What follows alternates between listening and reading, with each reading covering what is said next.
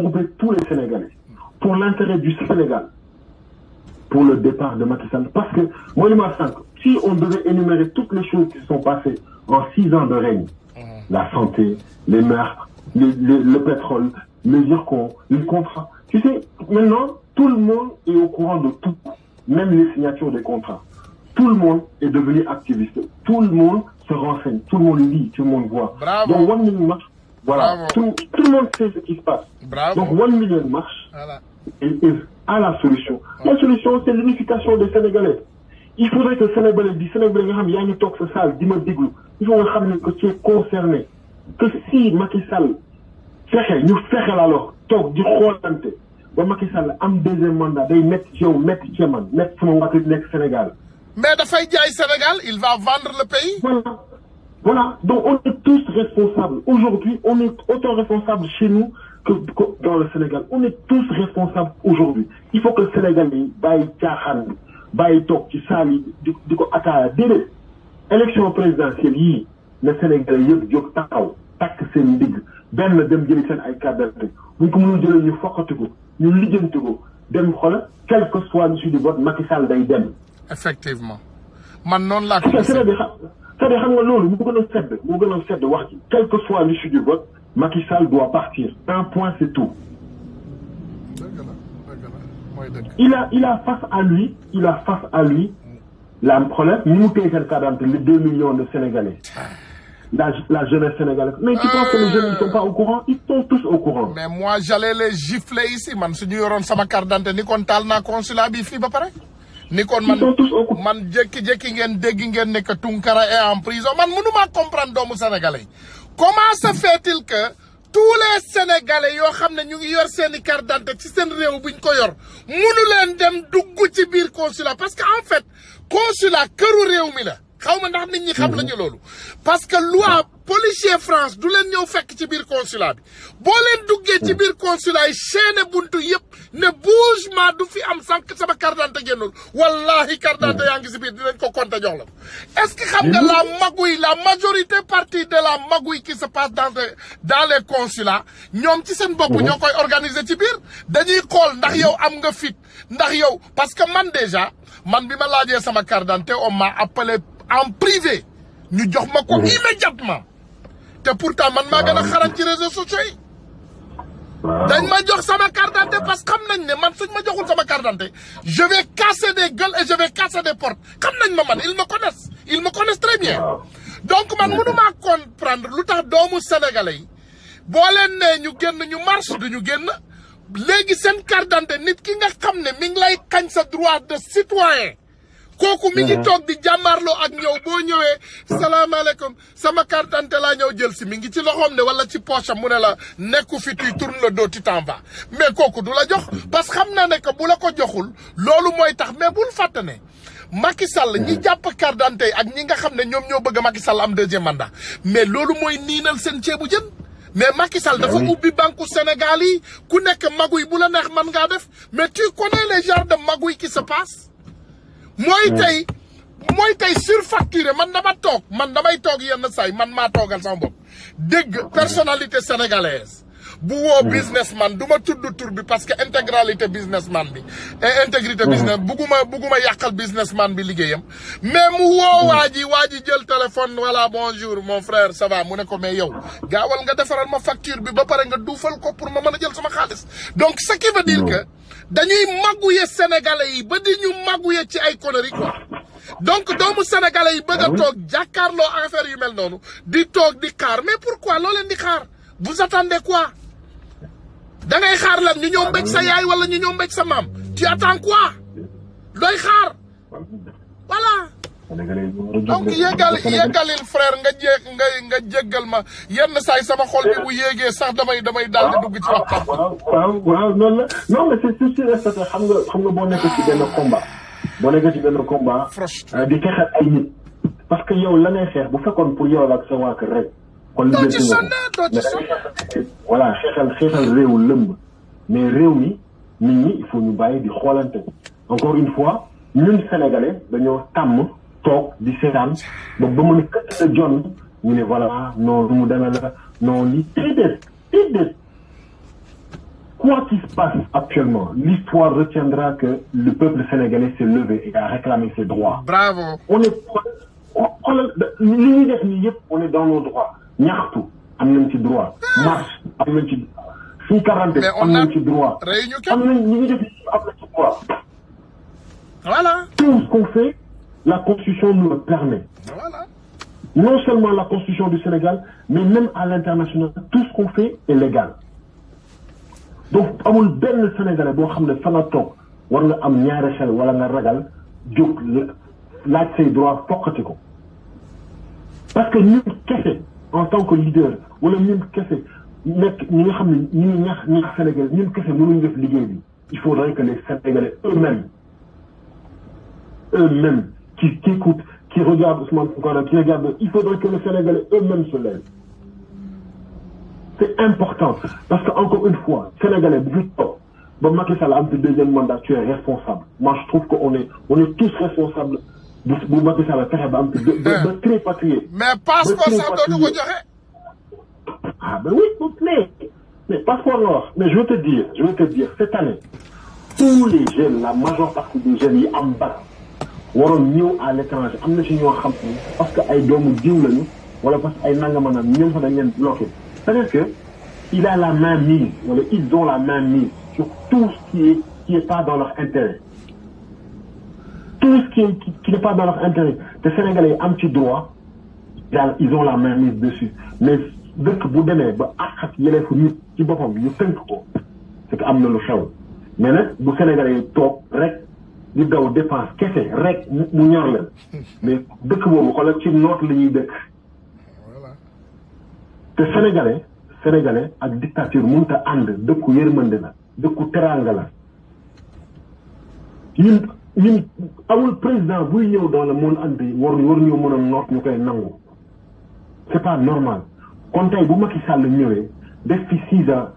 di ñu imposer sa dictature di ñu imposer ses règlements di ñu imposer ses lois di ñu imposer sa famille ñu toog ne tekk mais day jàll suñu kaw la preuve loi yi mu fi wax yëpp procédure yi mu wax yëpp l'opposition sénégalaise ñoo doon tappale naan dañuy opposé wu mais ñun la ñuy nax mais naxuñu seen bopp la ñuy nax parce que on a naxuñu seen bopp la ñuy nax ils pensent que nous on n'est pas au courant de ce qui se passe réellement. C'est la foutaise. On est tous au courant. On est tous au courant. On est tous au courant que c'est des transhumants. On est tous au courant que c'est des doubles salariés. Mais le plus important, encore une fois, c'est le peuple sénégalais. C'est ce peuple-là qui doit se lever, qui doit être déterminé et qui doit savoir que nous, nous sommes folles. Le président Abdoulaye Wade moo gënoon dëgër Macky Sall moo ko ëpp xel moo ko gën a nekk stratège mais Sénégalais yi jëlee nañ ko fi lan moo tax mënuñu fi jëlee Macky Sall.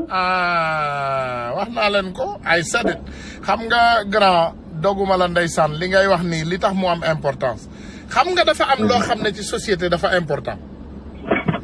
gis nga Macky Sall bu doon dafa am premier mandat. président déjà dafa am benn affaire boo xam ne man déjà dama koy xoolee doomu aadama yow boo ñëwee déjà ba nga ne 5 ans nga def 7 ans rek man projet boo indeeti damay ne déedéet lii bu ñu laal nañu xaar ba waa ji 2e mandat bi passé ba pare. parce que déjà sénégalais yi dañu waruloon nangu Macky Sall bi mu indee projet pour changer carte d'identité yi déjà rek war nañoo xam ne am na lum ci nar parce que bu dee Amérique mën ngaa voter sa kayitu juddu mën ngaa voter sa carte d'identité mën ngaa voter sa passeport mën ngaa voter bépp affaire boo xam ne prouver na sa citoyenneté mën nga cee voter mais Sénégal lan moo tax ñu bëgg a indi ay carte d'identité tuddee ko en même temps def ci ay numéro carte d'électeur ci même carte d'identité bi ñu bëgg que yow boo amul loolu maanaam mënuloo voter donc ana yeneen doomu sénégalais yi nga xam ne ci àll bi la ñu dëkk amuñu occasion wala opportunité boo xam ne dañuy dem ci dëkk yu mag yi sax pour am carte d'identité yooyu léegi ñooñu noo leen tuddee des fous ñooñu bokkuñu ci société bi dafa am loo xam ne mon frère yenn say man doomu sénégalais yi yenn say man seen ñàkk conscience laa koy tuddee xaw ma ñàkk xel xaw ma dof xaw ma ñàkk xalaat xaw ma ban tur laa ko war a jox mais man en fait benn doomu aadama mënul ñëw ne ma abal ma say bët maa ngi dem te ñëw prête-moi tes yeux je m'en vais et je reviens dans quelques minutes xanaa da ngay xaru doomu aadama nooy jëlee li nga xam ne ci loolu nga dépendre prête-moi tes pieds wala prête-moi tes mains maa ngi dem te ñëw abal ma say tànk wala abal ma say bët loolu naka la ñu ko Macky Sall mën a waxee c'est le même Macky Sall qui pleurait ci kanamu sëñ bi barki Dembo Ndiaye ne dafa ragal kaso léegi mi ngi jël doomu sénégalais yëpp di leen dugal ci biir kaso bi donc on n'a qu'à connaître au moins que ñun ki ñu nekk di amal kii cas bi fi mu toll nii c'est un caméléon il change des couleurs à sa convenience. Je te jure. Macky Sall c'est un caméléon. Macky Sall couleur bu ko neex doon saa yu bu ko neexee bu ko neexee léegi bu génnee ci taw mu soppaleku ay affaire donc ba du tooy bu ko neexee mu dem fu tàng mu sedd bu ko neexee Macky Sall il est tout ce qu'il veut être mais pas mal mais il est devenu milliardaire aussi il s'est enrichi il a enrichi sa famille xam nga ñun tey man sama genre gi luñ may wax waaw léegi ñaata nga soxla pour nga noppi loolu c'est quel genre de connerie ça ñaata nga soxla pour nga noppi ay doomu sénégalais ñaata nga soxla pour nga noppi comme Sénégal c'est de la marchandise gâteau la ku ñëw tagg yóbbu Sénégal gâteau la Sénégal du gâteau ñaata laa soxla pour ma noppi alalu Sénégal bi yëpp laa soxla pour ma noppi parce que ça m'appartient pas ça appartient aux Sénégalais man moomuma ko non mais c'est grave voilà c'est grave xam nga tey pouvoir bi fi nekk en place c'est un pouvoir boo xam ni moi je me dis que c'est des gens yoo xam ne xëy na démb suuruñu woon tey soog a ñëw parce que bu fekkee da nga jël alal di ko caxate di ko def naka su dul noonu alors que yow 2012 bii 2012 bii xamoon nañ ci foo nekkoon ak foo tolloon xam nga l'an 2000 2002 2012 xamoon nañ foo nekkoon ak foo tolloon tey nga jël suñu alal di ko caxate sànq da nga wax lu am solo da nga ni am na foo xam tey bu ñu ko tolloon enquête taxaw Macky Sall day sacrifier ay ministères man loolu gëm naa ko. mais très très important ñoom xamuñu loolu les fous. Macky Sall day riche xamuñu dañuy xeex Macky Sall ouvertement. mais au sein du gouvernement am na ministre yoo xam ne Macky Sall da leen di sacrifier sans état d'âme. sans xalaat. billaay maa la wax lii dinañ ko waxaat nag du yàgg dinañu toog waxaat ko parce que du yàgg mu am parce que Macky Sall dina follee ko bu dawee ñëw Amérique gars yi dinañ ko teg loxo gars yi buñ ko tegee loxo dina jaay ministre yëpp transhumants yëpp dina leen joxe transhumants yi di ñëw ci Macky Sall nii ce seront ses sacrifices quand il est en prison man xam naa Macky Sall buñ ko jàppee rek transhumants yi yëpp dina leen joxe donc ce qui veut dire que sénégalais yi ñun nañu comprendre rek naka nañu def suñu part de responsabilité. Ouais. We should do our part nañu def suñu part de responsabilité vraiment grand ñu ngi lay gërëm di la sant parce que xam nañ ne temps bi xat na mais du gëj fi mu ne nii incha allah dans quelques jours bu dul suba amin suba du nekk xam naa wala ginnaaw suba mais disons semaine prochaine incha allah dinañ la dugalaat vraiment pour ñu partager xel yi bëgg naa vraiment ñu def semaine bu nekk ñu dugal coordinateur u benn cellule donc parce que vraiment on a une quarantaine de coordinateurs ak presque quarantaine de cellules man 1 million marche man ci sama bopp vraiment succès bi bett daf ma je suis am amazed by the success ñu bëgg rek ñu xam loo doomu sénégalais yi nekk 1 million marche tamit moo doon mbir moo xam ne amul chef ñun kenn moomu ko ci ay doomu sénégalais nous sommes des volontaires ay volontaires la ñu donc maanaam projet la boo xam ne ay volontaire la am kenn si ñun mënu koo jël moomoo ko wala yóbbu ko këram wala dugal ko ci suufu lalam donc ñu ngi leen di gërëm di leen sant ñu leen di gërëm encore di leen sant seen liggéey bu rafet merci jërëjëf Ousmane ñu ngi gërëm ñi nga xam ni ñuy déglu tout le temps voilà di jàpp ci liggéey bi matin ak soir voilà waaw di leen jaajëfal donc Mamadou Mohamed Ndiaye boo mënee woote wala nga inbox ma numéro yow ren inbox ma numéro Mohamadou Demba Ndiaye pour ma mën koo woo kii waa Mohamed Ndiaye jéggal ma Mohamed Ndiaye voilà donc boo ma mënee inbox numéro ma woo ko wala moom bu fekkee Mohamedou mën ngaa dugg ci live bi donc ñu dugal la rek comme ça en direct mais baa ngi xaar pour nga yónnee ma invitation quelque chose xaaral ma xool fii ndax sa numéro bi ñëw na bu ñëwee je t'appelle pas encore voilà donc boo ma mënee yónnee numéro bi voilà donc merci Amidou de la France vraiment ñu ngi lay gërëm di la sant ci liggéey bu rafet bi nga xam ne yéen a ngi koy def lenn rek moo mën a am ci àdduna bi ñaari affaire rek moo fi am mooy dëgg ak fen is nothing in between xam nga lijjanti négocier def lii loolu yëpp benn formalité tappale la mais sinon boo toogee ndeysaan boo xoolee y avait une histoire taaw Nabillahi Souleymane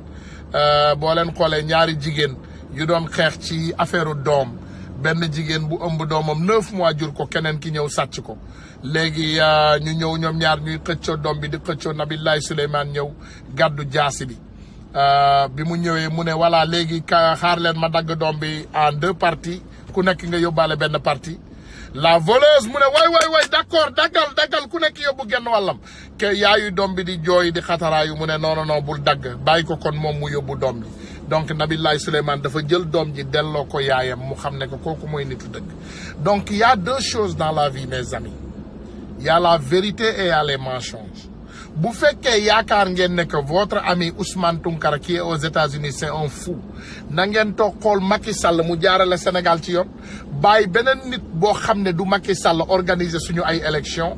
bàyyi beneen nit bu dul Macky Sall décider résultat élection yi ni ñuy génne bàyyi beneen nit bu dul Macky Sall gérer justice du Sénégal bàyyi beneen nit bu dul Macky Sall compétent assez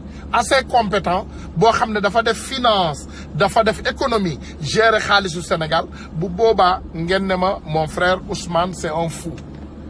loolu bu amee sur la tête de mes enfants man maa leen waatal yàlla jéggal leen ma may sax wax ay tête de mes enfants parce que yàlla ci boppam moom rek la bëgg ñu waatee billahi wallahi tallahi loolu su amee man dootu leen ma déggati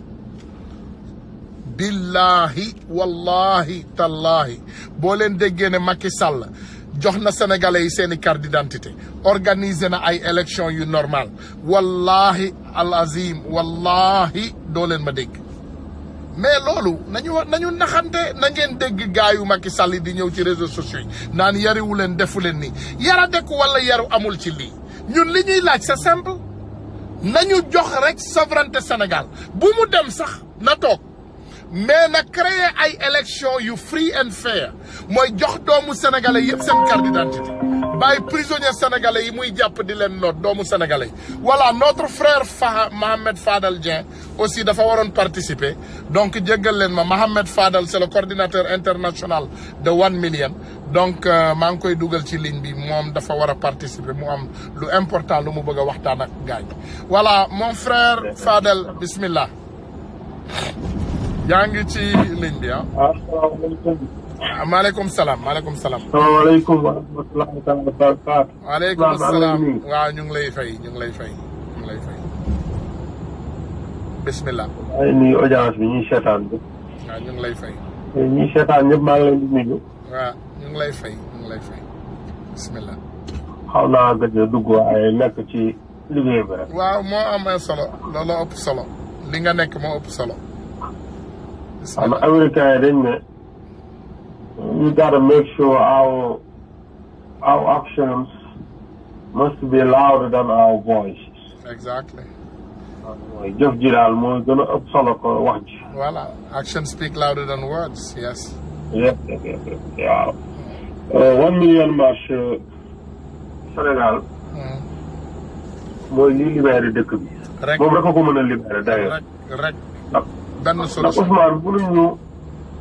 mënuñu concevoir plus de 2 millions de Sénégalais ñu ngi daw ci seen ay carte mënuñu ko jot. dëgg la. léegi ñun nangu ñun dañuy dem voté ji bàyyi ñooñu mais loolu c'est pas fair c'est pas juste. mais mënuloo gagner c'est c'est pas possible. dafa possible sax loolu possible.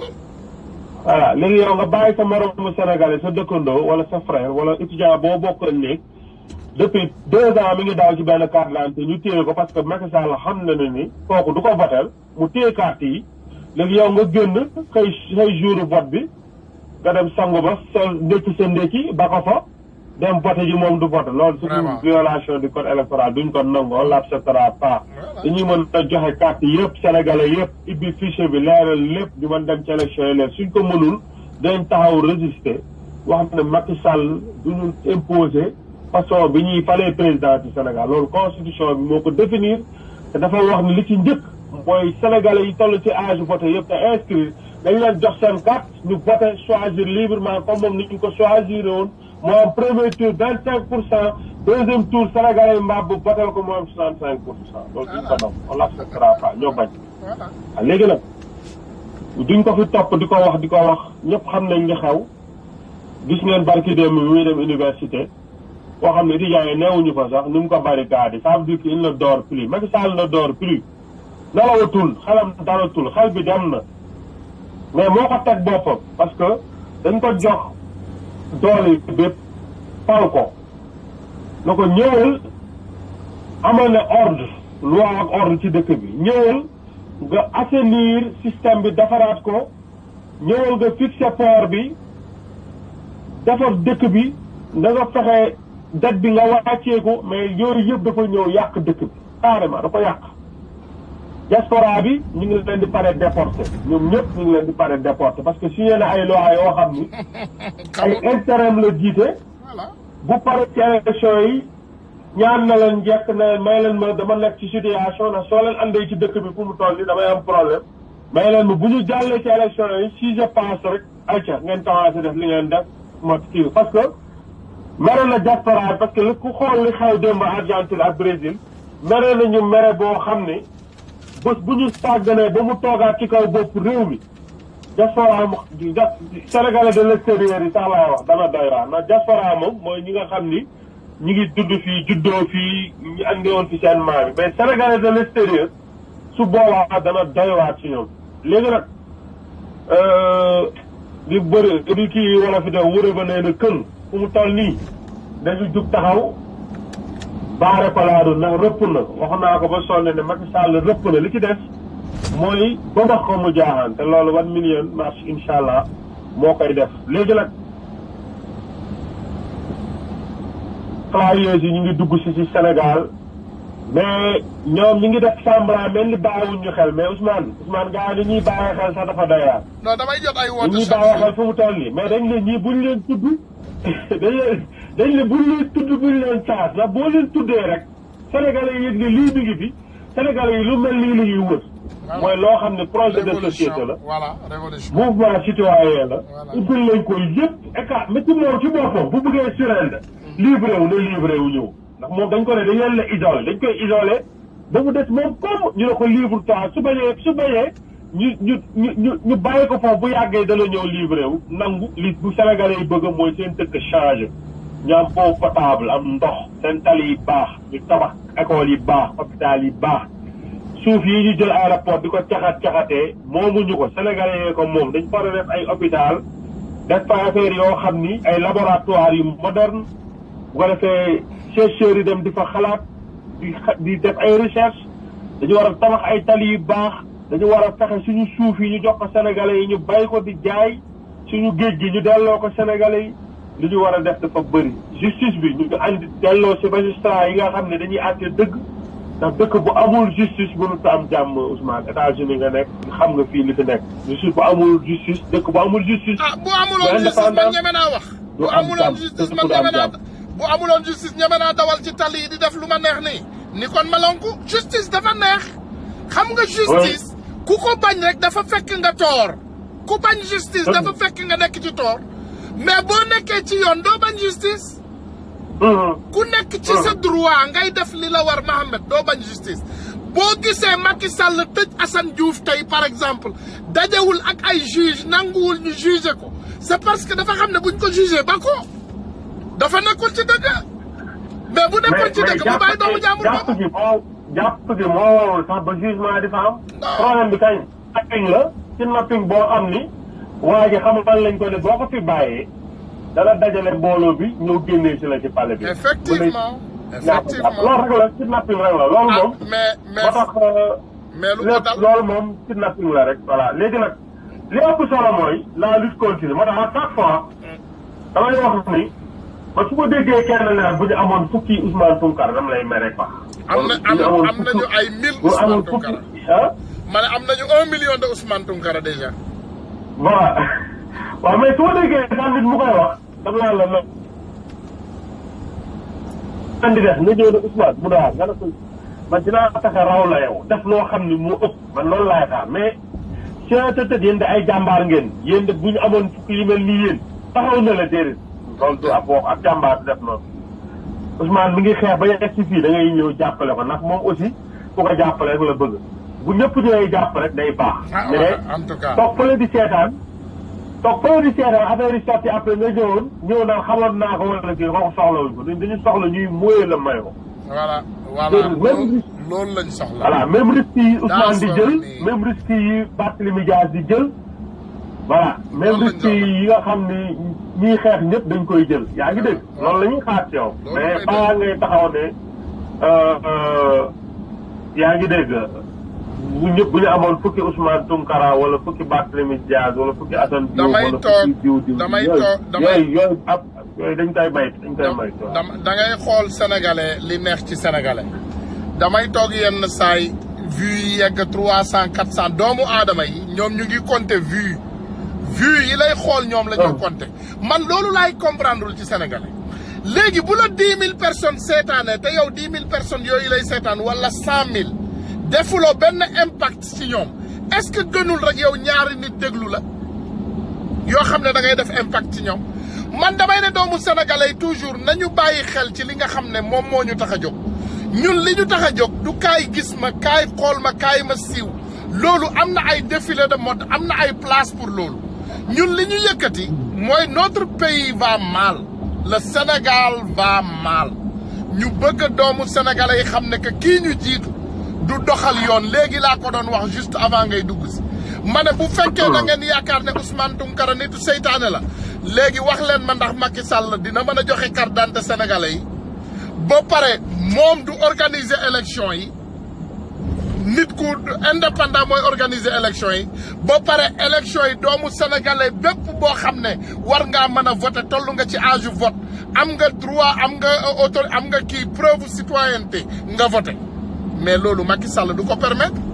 parce que Macky Sall bu permettre non du ko mës a def. mais premier tour lay daan premier tour lay daan le 31 juillet.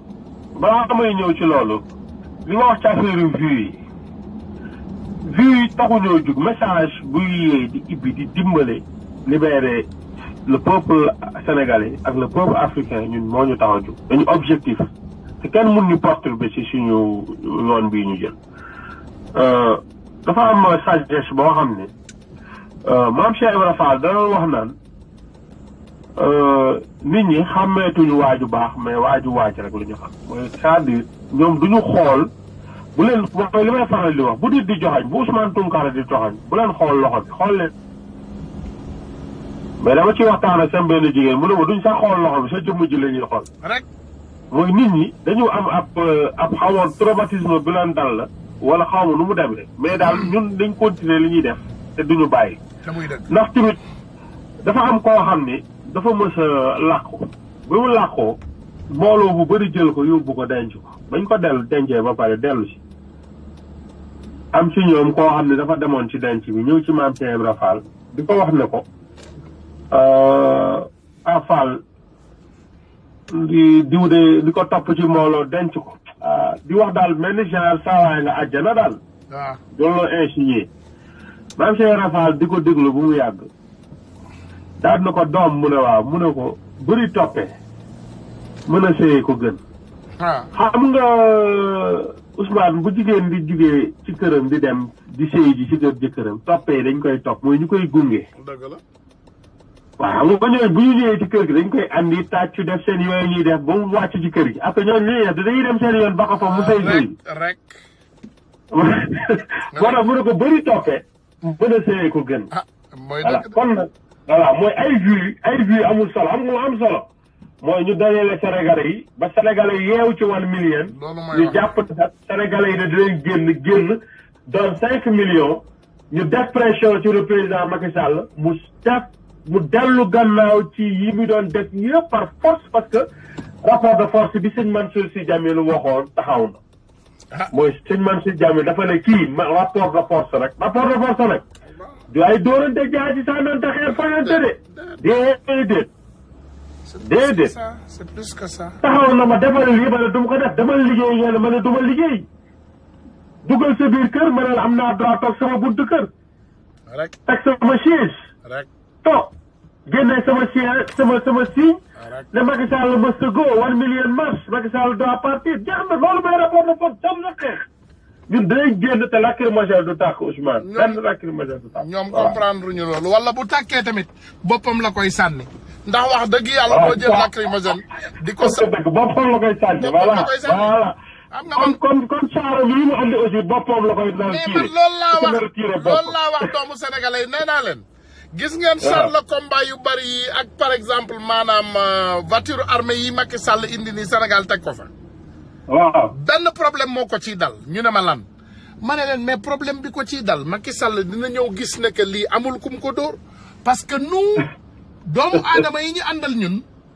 ñoom lii taxu leen jóg ils ne sont pas là pour dóor nit ñëwuñu fi pour saaga nit ñëwuñu fi pour rey nit ñun lenn la ñu ñëw réclamer loo xam ne constitution bi daf ñu ko permettre we only here réclamer loo xam ne suñu constitution moo ñu ko permettre mais constitution Sénégal moo permettre doomu sénégalais boo gisee lu la naqari nga xeex ko nga ñaxtu ko rek constitution moo la ko permettre ñun newuñu benn sénégalais demal nga génn nga rey kenn on dit pas ça mais tey Fadel yow boo toogoon nit ñoo mbéj la danga may ne doo fayu da ngay fayu mais tu te vas. loolu day stéréo grand moom loolu ñëpp lañ ko wax. bu la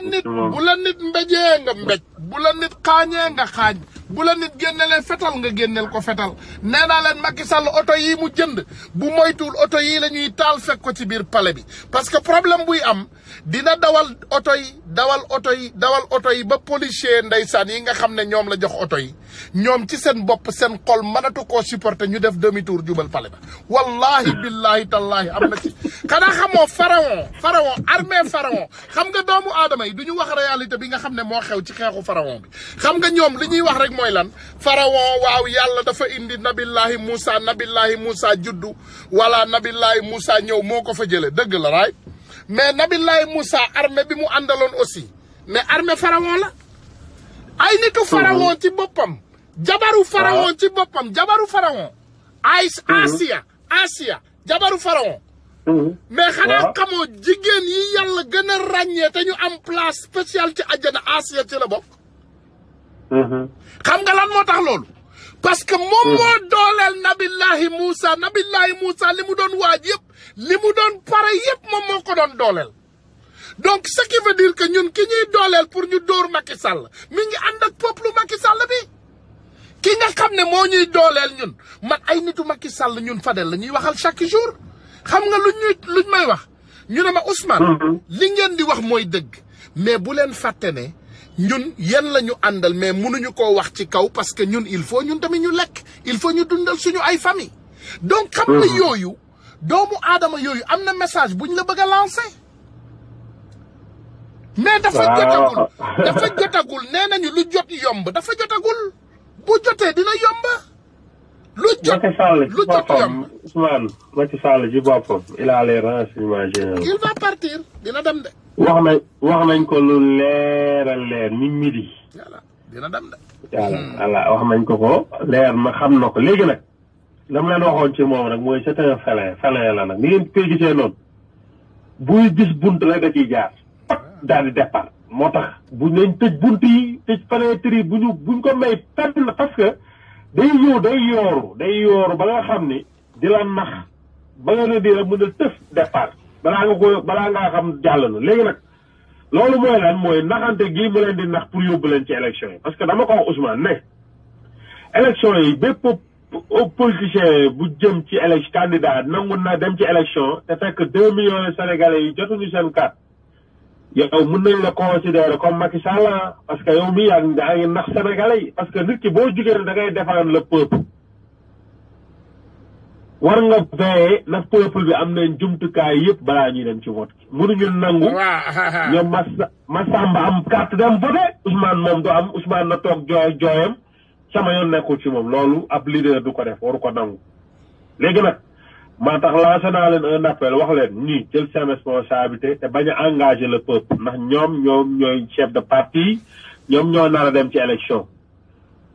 bu engagé le peuple ci erreur bii ñu dem confusion am Macky Sall for tàccu mooy ni dubalees bu muy bëri mbëygee dafa tàccu rek dubalees ne nii rek mu daaw ne daan na ko làmb ja jeex fekk daanul laalu ko bu ñu mayee opportunité mu jaxase carte gi ne gañe na bu ñu demee fu ñu koy jooyee ji CEDEAO la ñuy wax Nations Unies confusion am ci dëkk bi voilà léegi nag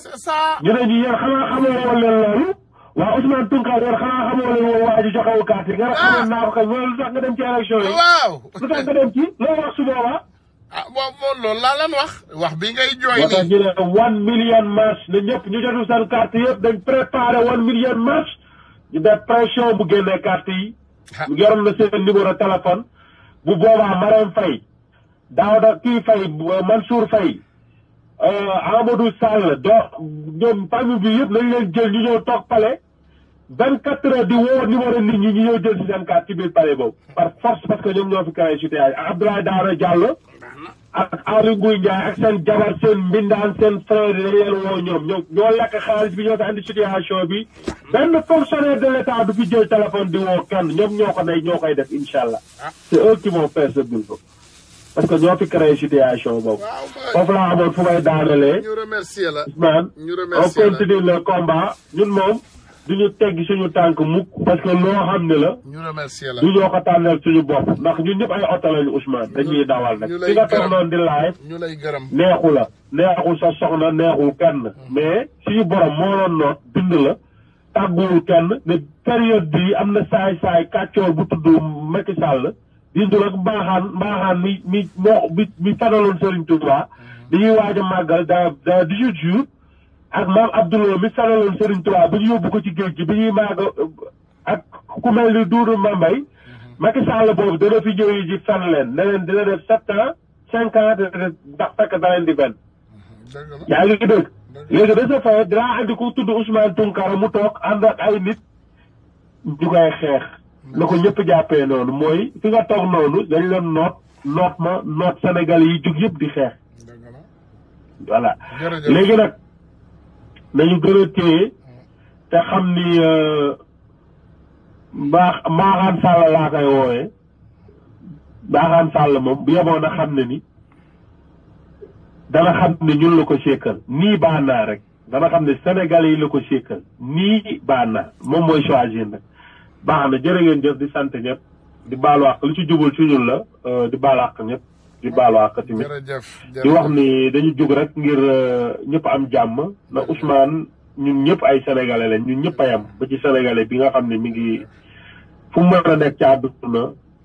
bu souffrir bu kontaanee ñun ñëpp ay sénégalais lañ dañu joxante loxo te defar suñu dëkk xam ne daf ñoo war pour préparer ëllëg suñuy doom mën a ñëw xàppi suñuy sët bu ñu ñëwee duñ ne accam duñ ne suñu maam yi dañoo mujjee poche bi mu réer loolu rek la jërëjëf Ousmane xam naa maa ngi lay delluwaat laayeen bi ñu fanaan jàmm jërëjëf merci notre frère notre fierté kii di suñu frère Mohamed Fadel Dieng gis ngeen coupé na téléphone bi xaarul sax ku ko fi toog di ko gërëm wala di ko ñaxtu wala di ko ay affaire parce que en fait Sénégal comme ni ma leen koy waxee rek dëkk la dëkku jàmm la dëkku jàmm boo gis dina am nag ay naafeq parce que loolu dafa bokk ci société ñun nag ñëpp la ñu soxla ci 1 million soxla nañu naafeq bi soxla nañu daggkatu bopp bi soxla nañu borom tànk yi soxla nañu fumiste bi soxla nañu nit ku wóor ki parce que en fait it's a projet la boo xam ne on a besoin de tous les citoyens sénégalais yëpp population sénégalaise bi yëpp la ñu soxla pour ñu génn jàmmaarloo ak ki nga xam ne daf ñu xañ li nga xam ne suñu constitution moo ñu ko permettre mooy maanaam ku wax ñu jàpp la ku yëngatu ñu tëj la ku sëkkat ñu tëj la yooyu la ñu bëgg mu jeex Sénégal we wanna have our sovereignty back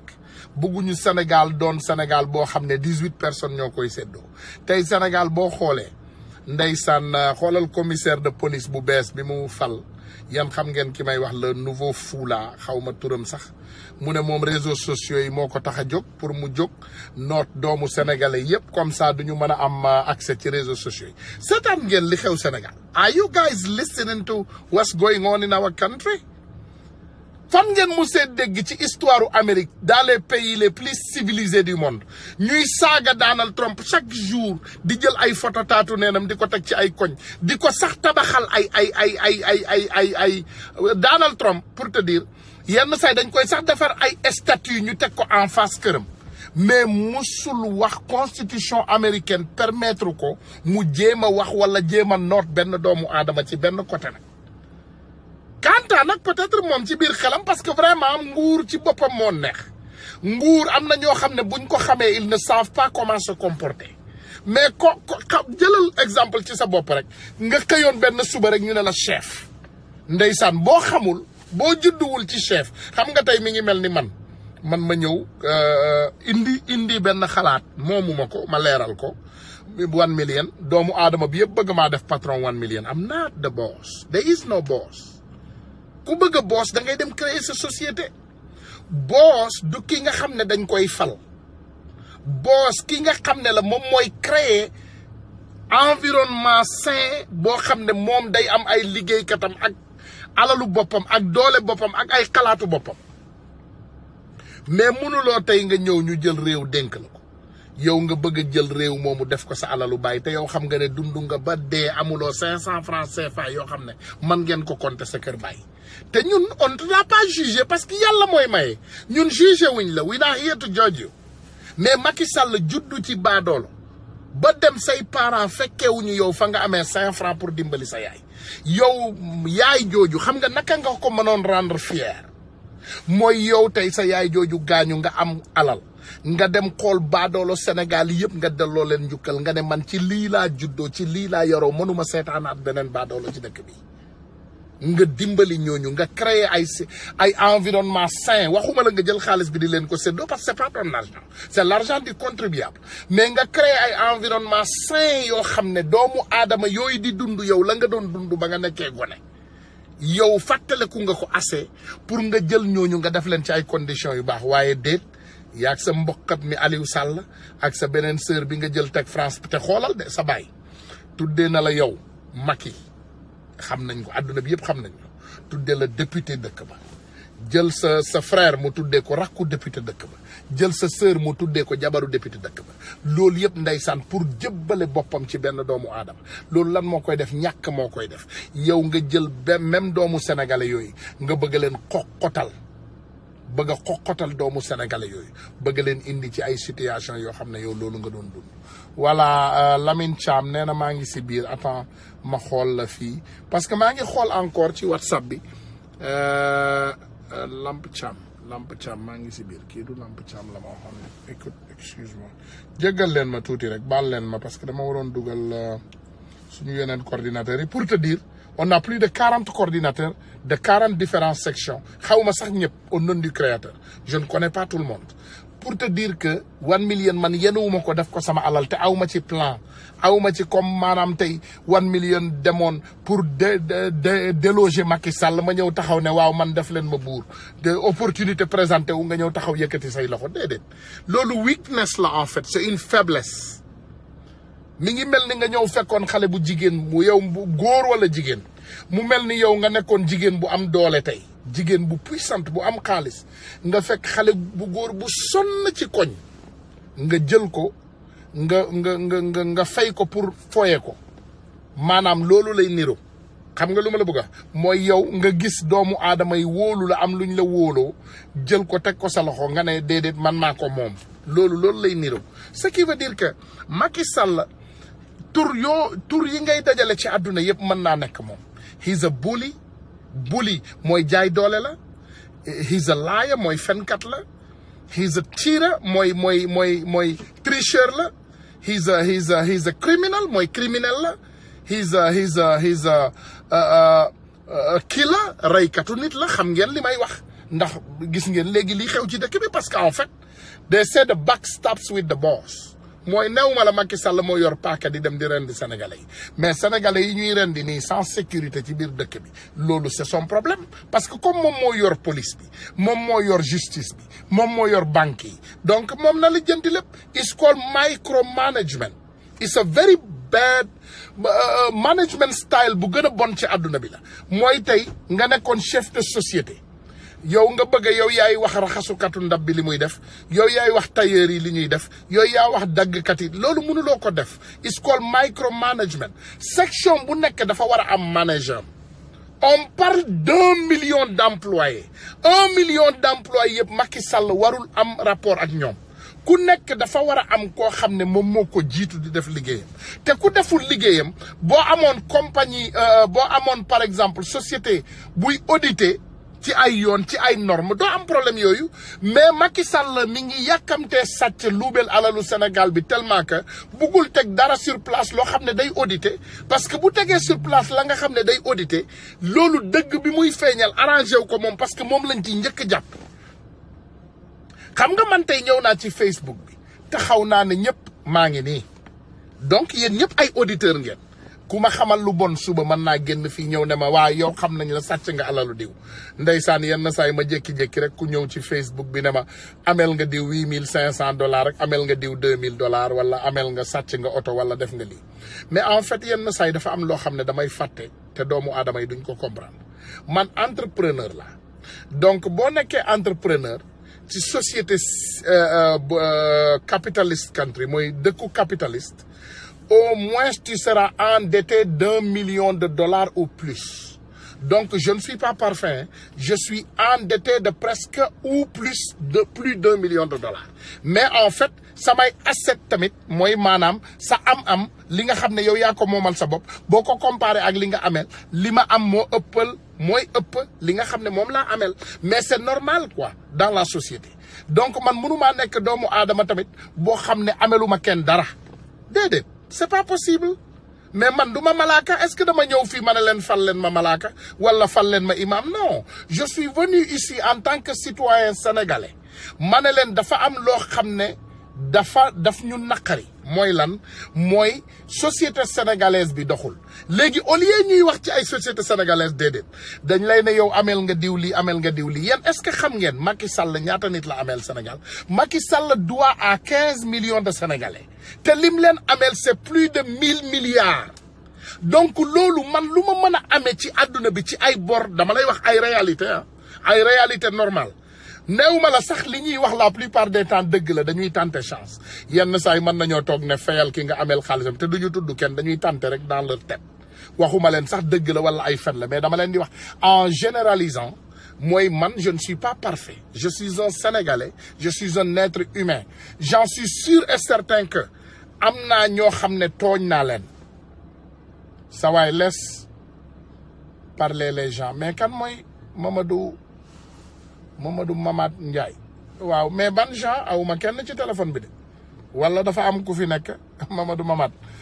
amul kenn ku fi nekk man rek la du keneen amul fii voilà nga jéggal ma voilà donc kenn amul fii bu fekkee da nga bëgg a dugg te gars yi xam nañ sa numéro mën naa laa dugal wala nga afficher sa numéro malheureusement man comme sama numéro personnel mënuma ko mënuma ko afficher parce que bëgguma tamit àdduna bi yëpp am sama numéro bu boobaa du ma nelaw c'est des arguments de 100 arguments xaw ma li muy expliquer but anyway bottom line defe naa kii mënuñu ko satisfaire mais boo fekkee da nga bëgg a dugg frère Mamadou Mahamad Ndiaye les gens qui parlent sur toi ok waaw mais loolu la grawul Mamadou c'est pas grave en tout cas comme je suis être humain et je suis citoyen sénégalais yaakaar naa ne aussi te c'est important dans notre société vraiment bu nit di wax wala nit di xeex nit ñi tamit ñu xeex la c'est normal c'est normal dans notre société parce que bu dul loolu en fait man li may gën a bañ ci société toujours mooy doomu aadama bu génn di wax rek ñu lay bravo bravo bravo kenn du la questionner kenn du wax li nga xam ne moom la ñu gis ci yow loo xam ne jaarul ci yoon te ñu bëgg ko ñu mën koo jubbanti yooyu ça me dérange mais quand même je te remercie beaucoup xam naa ñàkk déggoo bi la rek ndeysaan maa ngi tontonteeg yow te fekk en fait tu es de mon côté waaw mais merci encore ñu ngi leen di gërëm di leen sant te temps bi gudd na tey donc xam naa ma dellu siwaat beneen jour rek on a vraiment 2 autres coordinateurs ou 3 même yoo xam ne bëggoon nañ leen dugal tey mais comme xam naa guddi incha allah dinañ leen dugal beneen yoon sur le faux bu ma waree ñëwaat suba sax dinaa ñëw merci et en bon entendeur salut